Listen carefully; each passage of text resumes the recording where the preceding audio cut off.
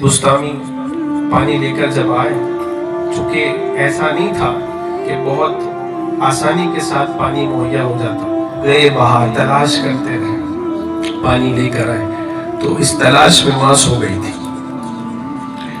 جب ماں سوئی تو حضرت بایزید بستامی وہیں کھڑے رہے گلاس لے کر۔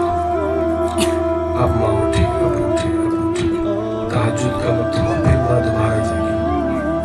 ارے تو سویا نہیں؟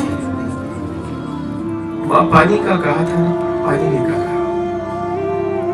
اب ماں پانی لینا چاہتی ہے لیکن بایزید بستامی پانی نہیں دے رہے۔